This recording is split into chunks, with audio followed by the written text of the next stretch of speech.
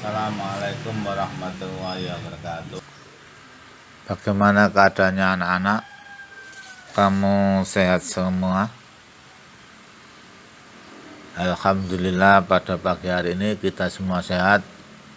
Mudah-mudahan Allah memberikan kesehatan yang baik.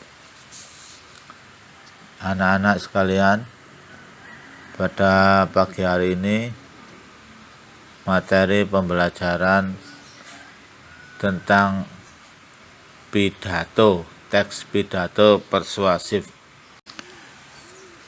Pidato persuasif adalah seni mengungkapkan pendapat secara jelas dan logis di depan umum.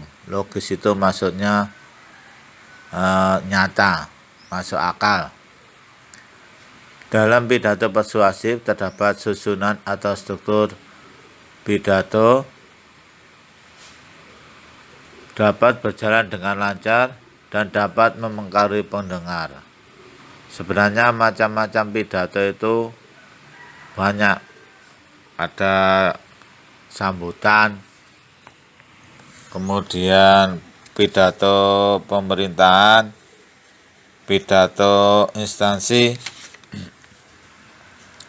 ceramah, ini mengenai pidato, khotbah. Pidato persuasif termasuk ke dalam teks eksposisi. Jadi teks eksposisi umumnya dimulai dengan suatu pendahuluan, pernyataan, posisi yang memberikan pendapat atau sudut pandang pengarang. Bagian berikutnya memiliki serangkaian argumen logis yang meyakinkan audiens pendengar mengapa posisi itu diambil. Nah, sekarang ada gambarnya, grafiknya, kamu lihat. Pernyataan posisi, kemudian tahap argumen, yang nomor 3 penguatan pernyataan posisi. Itu ada 3 yang paling penting dalam pidato persuasif. Gunanya pidato persuasif itu untuk mengajak, membujuk.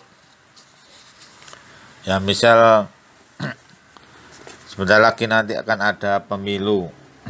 Nah, pemilu itu nanti caleg-calegnya itu dia memberi pidato, mengajak pendengar supaya dia ikut ke dia. Ya, persuasif itu membujuk, pidatonya itu.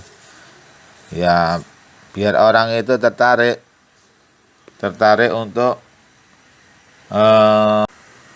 kemudian ciri-ciri kebahasaan teks eksposisi itu mengenai pidato tadi. Nomor 1, nominalisasi. Nominalisasi merupakan ciri khas teks eksposisi. Fungsinya untuk menghubungkan makna antar kalimat. Jadi di situ menghubungkan. Perhatikan contoh berikut. A. Pemerintah memberlakukan undang-undang anti kekerasan. Yang B. Memberlakukan tersebut melegakan banyak pihak di negara lain. Kalau kita perhatikan kalimat A dan B itu saling berhubungan, yang dihubungkan oleh kata memberlakukan. Nah, dua-duanya ada kata pemberlakuan dan memberlakukan. Nominalisasi atau pembedaan digunakan saat kata benda dibentuk dari kata kerja. Jadi itu seperti itu. Yang nomor 2, bentuk pasif dan kata ganti orang. Teks eksposisi umumnya ditulis bukan dalam bentuk orang pertama saya, namun lebih berbentuk istilah umum yang menggambarkan sebagai anggota masyarakat atau warga negara yang berwenang. Bentuk pasif dapat digunakan agar ungkapan lebih formal dan kuat. Ini awalan itu loh, awalan di sama ter, bersama ber. Yang nomor 3, kosakata. Kosakata yang digunakan sering berubah istilah teknik. Kosakata dapat menyatakan abstrak. Abstrak itu dapat dilihat tapi tidak dapat dipegang. Itu namanya abstrak.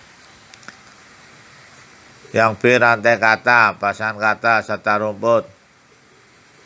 Nah, yang C, kata benda abstrak. Yang D, kata emotif. Yang C, ciri penting kebahasaan. Yang D, kata tugas. Yang E, alasan. Ini mengenai pidato persuasif. Sekarang kamu perhatikan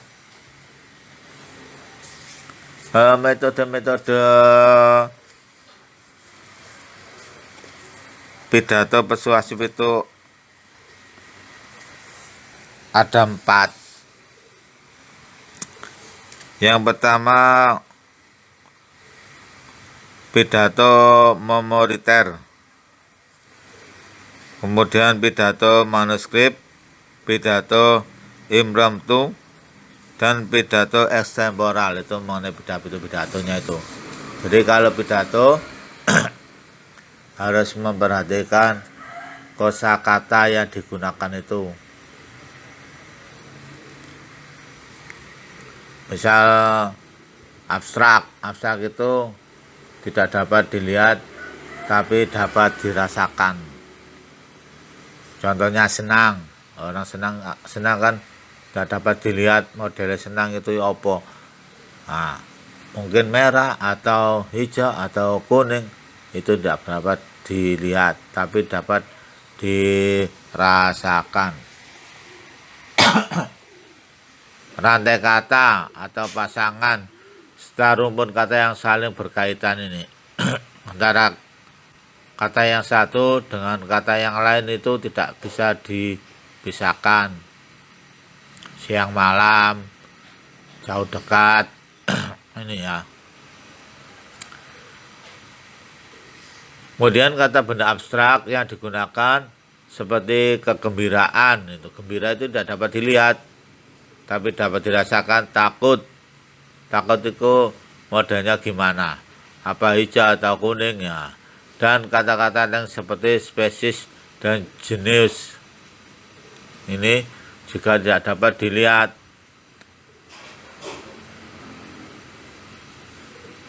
Kemudian kata emotif digunakan melibatkan perasaan auden itu pendengar ya. Emotif, emosi itu sama saja. Misal kata saudara, seperti ini Bung Tomo, Pak Karno kalau pidato itu kan emosi. Waktu itu tanggal 10 November pertempuran di Surabaya itu ya, Bung Tomo itu pidato. Saudara, mari kita berperang. Allahu Akbar, Allahu Akbar, Allahu Akbar, seperti itu emosinya.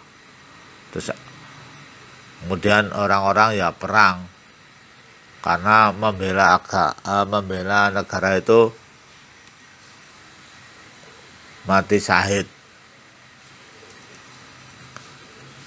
Ciri perintis kebahasaan adalah penggunaan kata tugas atau konjungsi. Konjungsi itu kata sambung yang berfungsi menghubungkan bagian-bagian teks. Contoh kata ini adalah pertama kali ya. Sebenarnya yang kali pertama. Akhirnya sebagai tambahan, sebab atau karena sebagai hasil dari di pihak lain. Kata tugas menciptakan kohesi. Kohesi itu ada hubungannya, keterpautan bentuk, dan mengekspresikan hubungan sebab akibat. Selanjutnya, alasan untuk tindak atau pilihan ditujukan melalui penggunaan kata hubung ini ya. Ini nanti bisa dilihat di sini. Ini ada contoh soal latihan.